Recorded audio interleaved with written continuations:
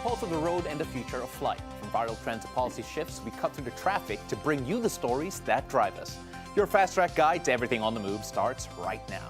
From the Bill United News Channel studios of L947 BFM, I'm Paolo de Rosario, and this is Shift Happens.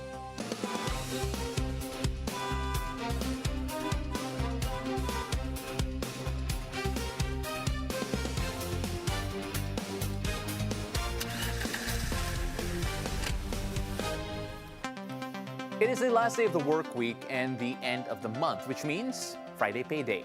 Expect traffic during the rush hour, particularly in high-foot traffic areas such as shopping malls, stores, and restaurants. Now, in the meantime, I am joined by G. Barroga. Hello, G. Nice to see you again. And together with the Editor-in-Chief of Visor, Vernon B. Sarne, for an interesting conversation. I miss you. Oo nga. Ang tagal na eh. Namiss ka namin sa Friday edition ng Shift Happens. Oo nga eh. But I know when it's Friday time, it's your time. I'm so excited for that I every feel like single this is your real first day, Pao. Sort of, no? Welcome back. But, Ito yung first day niya? hindi, parang first full Parang day, lang. full day halos. Okay. Oo. But of course, we have to talk about the traffic. Because when we think of Philippine traffic, we think of EDSA. And when we think of EDSA, we think of the MMDA. Now, as commuters and drivers go through the slow pace in one of the country's main thoroughfares, we see these blue-wearing personnel keeping vehicles going.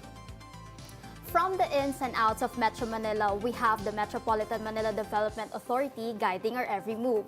While this task appears to be hard, leading several aspects of this agency is even harder. Mula sa 5-minute response time hanggang sa mabilis na aksyon mula sa mga reklamo ng Hotline 136. Ngayon makakasama natin ang General Manager ng MMDA, si Nicolas Torre III. GM, thank you so much for being here. Idol ko to eh. Oo nga eh. Thank you, Vernon.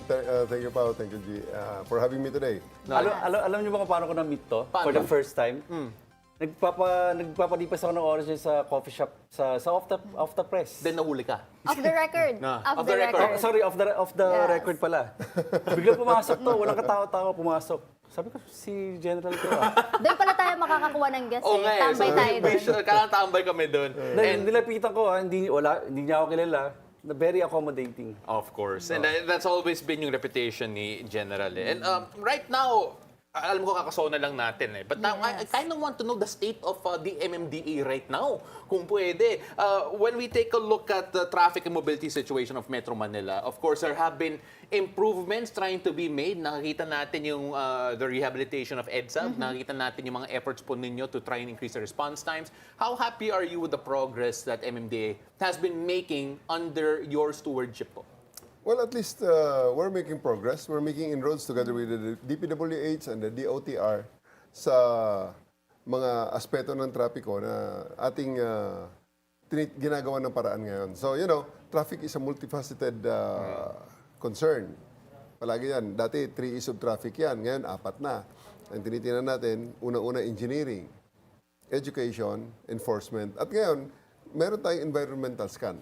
The 4th E is always looking at the environment so that our engineering solutions will be akma sa engineering concern natin. Can you expand on that po, yung environmental, and when did it start to become a concern of the MMDA? Environmental. So, you know, andito na ngayon yung the rapid urbanization ng Metro Manila. Talagang sa dati ng rapid urbanization natin, ngayon lalo pang napabilis. You know, kung titignan mo ngayon ang ating density, you know, yung density natin, ang daming skyscrapers, ang daming mga matataas na mga kondo. Ayan yung mga tao. Okay yan, mga tao nandyan sa loob ng kondo. Pero pag bumaba yan, yung buong population yan, pag bumaba sa ground level yan, they will just finite ang square, ang lupa. Finite ang laki ng lupa ng ground level. So kahit nadagdagan mo ng kung ilang floors yan, pagdating sa ground level, ayun uli yan. So at the end of the day, ang cause niyan, congestion. And congestion is one of the concerns. Sa Metro Manila. Congestion is one of the concerns right now. So, bago ka gumawa ng traffic engineering solutions, tingnan mo muna ang environment, most especially congestion, yung land use niyan, you know, all the other environmental concerns that will dictate yung proper na engineering design. Kanina may kinento si General sa amin. Sa Metro Manila daw, nakaka-depress kasi yung behavior ng mga tao. medyo talagang asama eh. Ang hirap. Halimbawa yung pag umuulan, may problema tayo sa flood control, Flood, yes. yes. Pero Basura. sa observation niya, sinasadya raw ng mga tao na bumara talaga yung mga drainage. Yeah. Para tumigil yung mga traffic, para anong Alam mo, Vernon, hindi ko nilalahat, no? Actually, yung very, very small segment yan. Very, very small na mga iilan lang yan. At galit din, I know, ang mga communities na nandyan sa paligid nila. Kasi sa totoo lang, pag nagkaroon ng baha, damay ang buong community, no? Kaya nga may mga iba dyan ngayon, may nakita tayong mga vloggers ngayon na volunteers, binablog nila ang sarili na kiniklear ang drainage para humupa kaagad ang baha. Di ba? Ang stagnant water, pag binuksan lang ang drainage, kaya may upland man nananggal kami, pag tinanggal yan, hupa agad ang baha. Kasi yung rason lang, kaya hindi mawala ka agad ang standing water sa kalsada because yung drainage inlet ay barado. So, marami na rin ngayon may mga gumagawa niya na nililinis yan. Binablog pa nga eh. Yeah. Pero conversely, may mga tao talagang alam nilang makaka-apekto at makakabaha. Sinasadya pa dahil nga gusto nilang... ano bang penalty?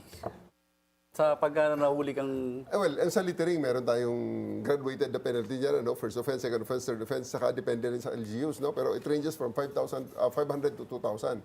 So, meron ganun tayong mga penalties dyan. Pero itong masyado nang sabotahin na to eh. Yeah. This is already public nuisance eh. So, we're looking at the books kung anong pwede namin magawa. Kasi may mga nakakita na rin kami at may nahuli na tayo. In the next few days, kino-consolidate ko lang. Marami nagbabash sa akin yan. Actually, ng mga nagsasabi na, ayan, nagpapalusot ka na naman.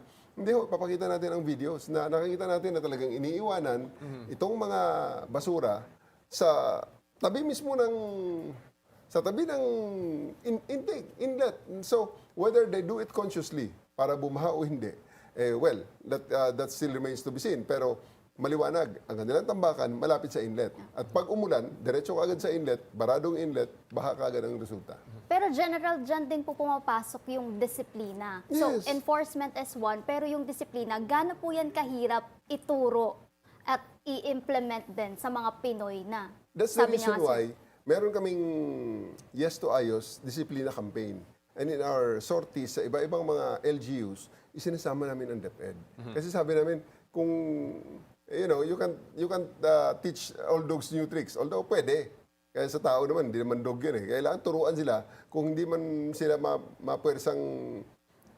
mapuwersang makinig at sumunod sa atin sa magandang usapan, edi sa santong paspasan natin kunin, hulihin natin, kulong natin at pagbayarin ng multa, pagawin ng community service. But now, we are shifting now to the younger generation. So, andyan ngayon kasama namin ang DepEd, sa Yes to Ayos campaign namin, sa mga bayanihan sa barangay, kasama ang mga estudyante, kasama ang mga bata. Kasi It nga, also- kanina kausap ko si Mayor Natividad ng Malolos, sabi nga niya, dito sa Malolos, yan ang ginagawa namin. Kasi pag kami ang magsasabi dyan sa tao na, huwag kang magtapon dyan, titingnan lang kami yan, hindi naman susunod eh.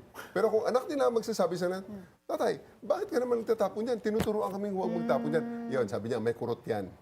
Very, very good idea from Mayor Natividad of Malolos, Bulacan. Wala ka dito eh. May nangyari kasi dito.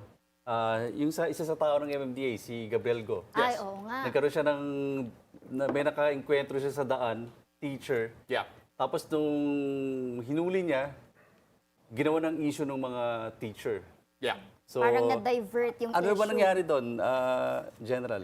Well, sa ngayon ay under investigation na, under review na.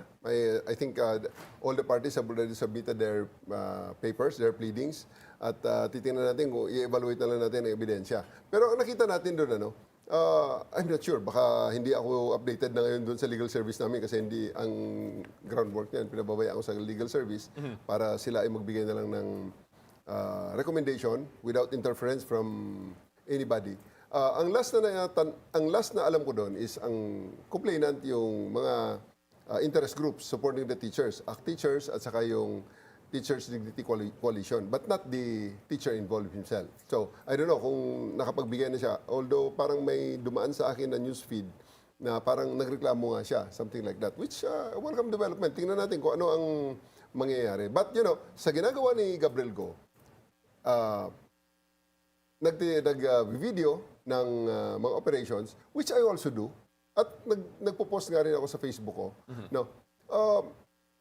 Covered kasi yan ng National Privacy Commission Directive. No? So, sinusunod natin yon. But more than that, ang tinitingnan din natin, part ng ating trabaho is education. Dito sa MMDA, we need to also educate our people. So, not everyone can afford to learn from their experience or their mistakes. So, itong video, nakita natin na talaga ito, real life story to eh. So, they can learn from the experience or the mistakes of others para the wider audience can get the lesson and ito pala, ganito pala to. So, huwag na natin gawin. Or, ganito pala, maganda pala ang resulta. Di gawin natin. Masay blur lang yung mukha. Yes, kasi as long as we are compliant with the National Privacy Commission, I don't think there's any question on that. Kasi first and foremost, ang MMDA itself at saka mga law enforcement agency, directed nga yan na gumamit ng body cameras. Yeah. But GM, apart from educating the general public, you're also trying to warn them of yung mga iba't ibang scams. Yes. In fact, nag-release kayo ng statement, at least the MMDA nag-release ng statement, I believe today or early on, later part of the week, against yung NCAP tech scam. Yeah. No Contact Apprehension Policy for those who are not familiar with yung acronym po na yun. How big of a problem is it that kailangan talaga gumawa ng statement para doon? Since mga 5 days ago na, biglang lumabas na yung enterprising group yan. Ako hindi niniwala na isang tao lang gumagawa niya. Isang grupo yan. At ang feeling namin is text blaster ang ginagamit na ibinlablas sa mga cellphones on their vicinity yung scam text message na mayroong link. So ngayon, ang sinasabi natin, gumawa na ako sa Facebook ko rin. Ang advice ko dyan, pag nakatanggap kayo, para malaman nyo kung totoo o hindi, ilagay nyo, kasi kopyang-kopya yung may legitimate na MMDA web na may huli ka. mayhulika.mmda.gov.ph. Okay? mayhulika.mmda.gov.ph. Yun ang aming address. Pero yung mga fake is mayhulika.mmda.com. May ganon. Tapos mayhulika.mmda.cc. May ganon. May isa pang ginawa na kumpleto-kumpleto eh. May huli ko instead of A naging O. So kung ikaw na nagmamadali lang, pipindutin mo lang yung link. Dadalhin ka sa isang website na parehong-pareho ang itsura, ang welcome page niya ng legitimate MMDA website. So, ang advice ko, para simple-simple lang, pag napunta kayo doon, lagay nyo muna yung peking plate number ABC123 and then 0917-123-45678. Oh. So, pag kayo binigyan pa rin ng sinasabi pa rin na magbayad ka pa rin 1,000, 1,000 ang palagi hinihingi na bayaran mo dahil may violation ka and they're asking for your credit card details, ay, alam mo na kaagad na hindi totoo. Madaling magtiwala ang mga Pilipino. Yes. Oo nga eh. Pero nare-report niyo ba yan, GM? Yung mga mali pong website? Actually, we are working together with the DICT, ang kanilang cybercrime investigation. We are taking down as fast as they upload it. Pero, siyempre, palaging may uploading. May huli ka, may huli ki, may huli ku, may huli ko. Yeah, Palagi may bago. AIOU eh. AIOU. And then after that, ang sunod naman na lalagyan, .mmda, MMDO. So, napakarami ng pwedeng gawing URL na pag hindi mo tinignan ng maayos, ando na. Maluloko Yeah. ka. Maluloko ka. GM, we're going to take a quick break at the moment. Mamaya may mga mas mahirap na tanong siguro. No? Para, Mga controversial. Mga controversial, di ba? Habulin natin yan. Okay, because right now we're going to take a quick break. When we return, we'll talk about the challenges of managing Metro Manila's roads, improving traffic flow, and what motorists and commuters can expect moving forward. Stay with us. We'll be right back. You're tuned in to the Billionaire News Channel and Mellow 947 BFM. But first, a word from our sponsors.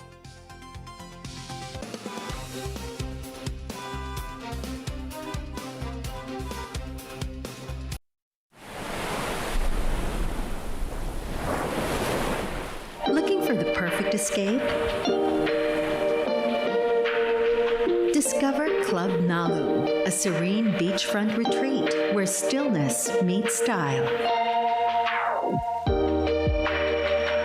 Nestled along the quiet shores of Bacnotan in La Union, Club Nalu is designed for slow mornings, ocean breezes, and moments that help you unwind.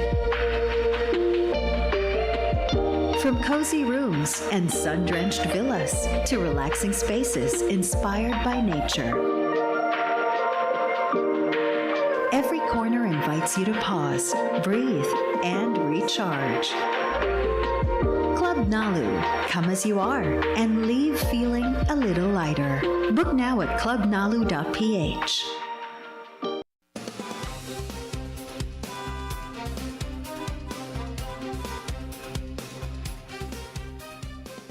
Welcome back. You're still watching Shift Happens. I'm Paolo de Rosario, and you're listening to Shift Happens on Mellow 947 EFM.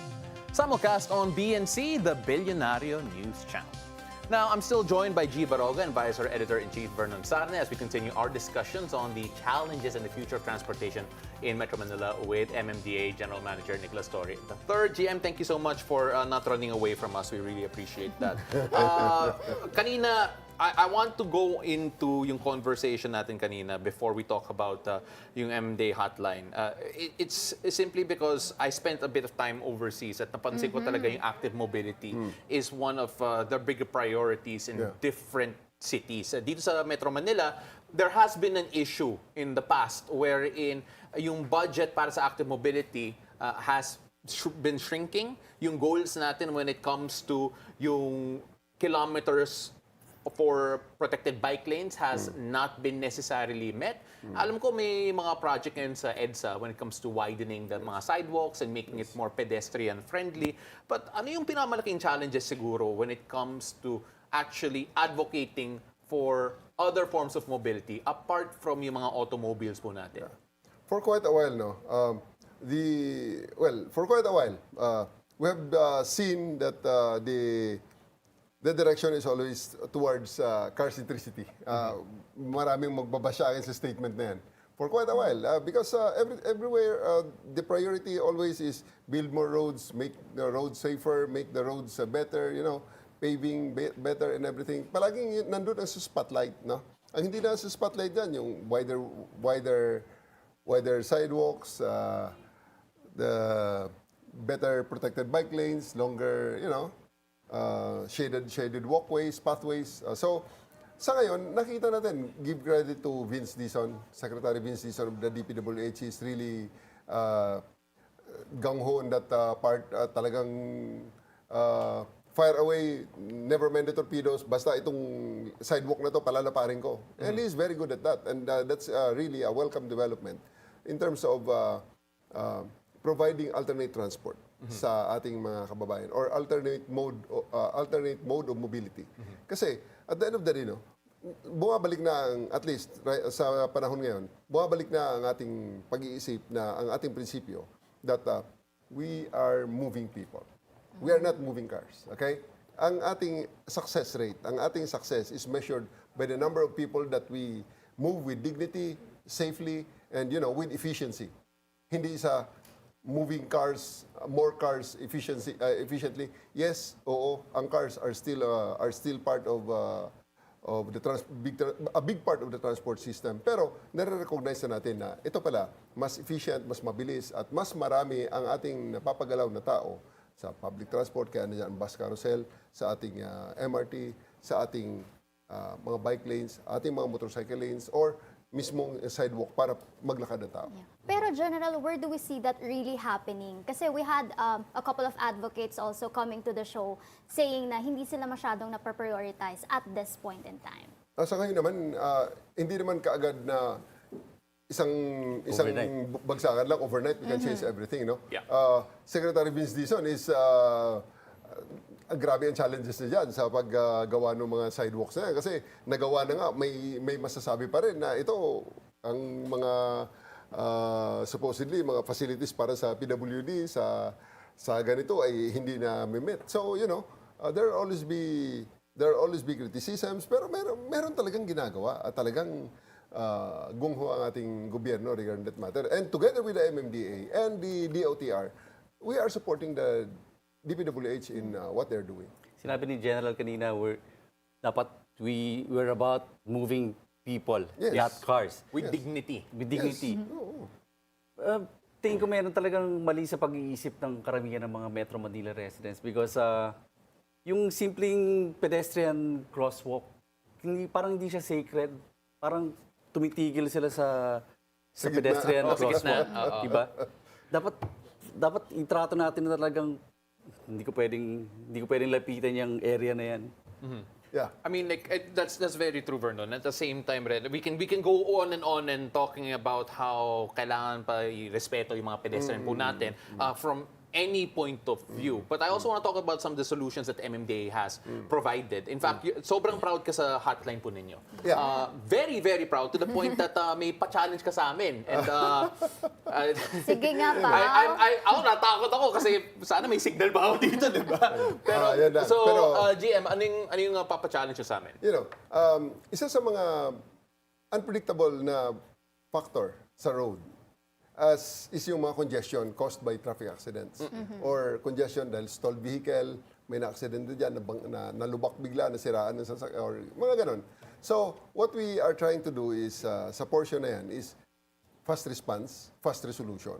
So, meron kaming Hotline 136. Okay. Hotline 136 can be contacted by anybody on Metro Manila na may telepono na makatawag sa landline. And then, halimbawa, pag tumawag ka sa MMDA covered area, like the major roads, basically 10 radial roads and 6 circumferential roads, Quezon Avenue, Commonwealth, EDSA. Yeah.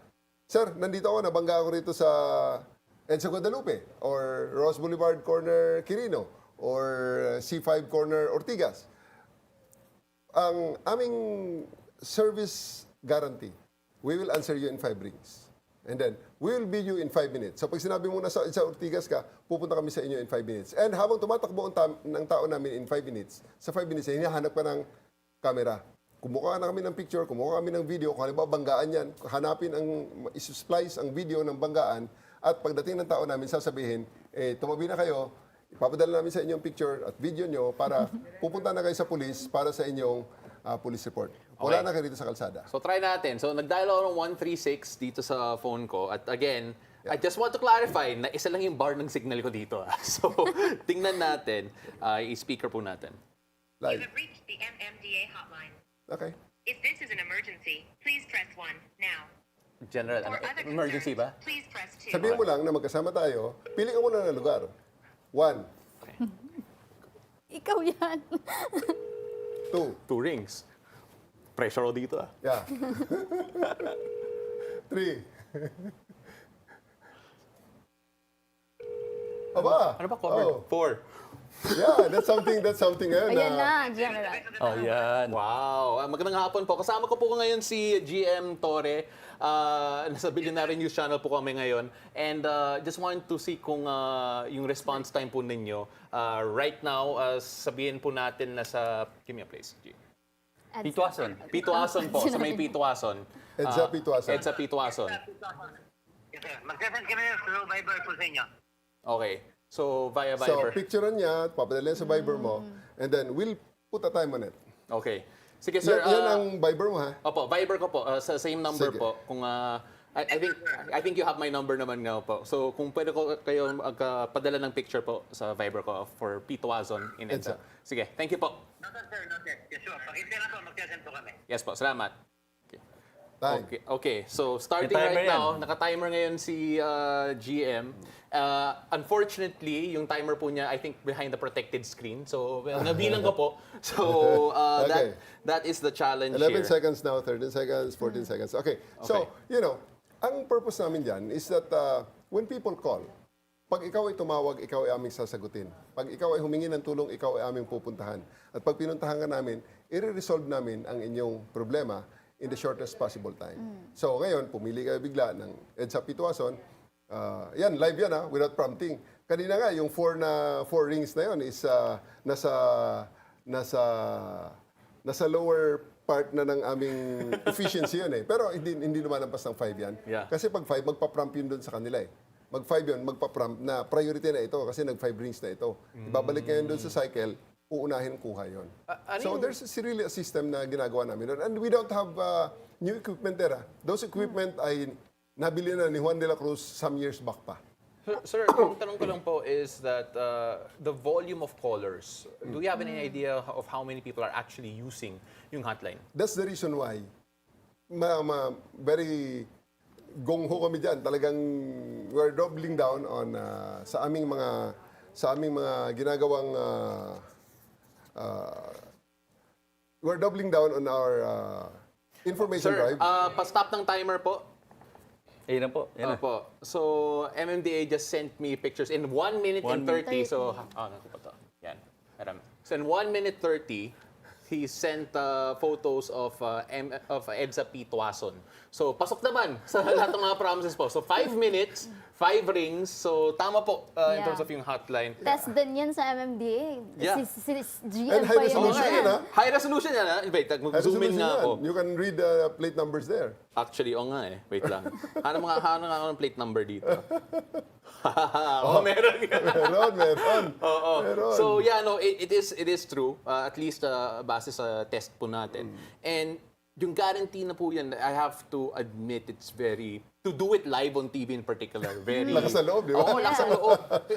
Ayun yung tinatawag ko palaging taya-puri yan. Opo. Kasi, well, it's something that the government should be able to really guarantee. Kaya ako malakas din ang loob ko na talagang ito kaya naming i-deliver to. Pag sinabi naming 5 ring sasagutin ka ka namin sa 5 ring. Tapos, pag 5 minutes, pupuntahan ka namin or bibigyan namin ang picture mo sa'yo. So, 1 minute, 30 seconds, na nagawa natin. That's incredible. GM, we're running out of time unfortunately. For those who want to know about yung progress po ninyo and of course to contact MMDA or maybe even just to see kung ano yung mga future developments, where can they reach the MMDA? Follow us on Facebook. Mayroong kaming official MMDA page. Ang OGM, Office of the General Manager, mayroong sariling page. At ako, may personal page ako. Follow me on Facebook. At di ba pa, pag may kailangan yung hanapin sa kalsada, i-text o tawagan niyo ako, hanapin natin, ipadala ko sa inyo ang kanilang picture. So you get the drift. Get the drift ni G. At pag ang boyfriend mo nawawala, pag sa tingin mo, nandiyan lang siya sa EDSA, hanapin natin. Wala akong boyfriend eh. Nanonood yung fiancé ko ngayon. I just wanted to say. There you go. Nako, bakit ko sinabi yun? Baka naman mamaya, ipahanap ka sa akin dyan sa EDSA pag sinabi mo sa kalsada ka. GM, thank you so much. Really appreciate all of this. Sana we can talk to you for a longer period of time next time Let's around. come visit him sa Yeah. office. And yan, ang aming service guarantee sa ating mga kababayan, pag may aberya sa daan, ipa-MMDA na yan. Dahil 136, 5 minuto, kami ay nandyan. Wow, nice. Perfect. Okay, Vernon, we have to wrap things up. Yeah. Take it away. And that concludes our roundup of the stories driving the industry forward. I'm Vernon Sarne. And I'm G. Barroga. Join us again next week on Shift Happens, your fast-track guide to everything on the move. From inside and outside our road, we'll give you the latest in mobility. I'm Paolo de Rosario, Mondays to Fridays at 2 p.m. only here on PNC, the United News Channel, and Mellow 947 BFM.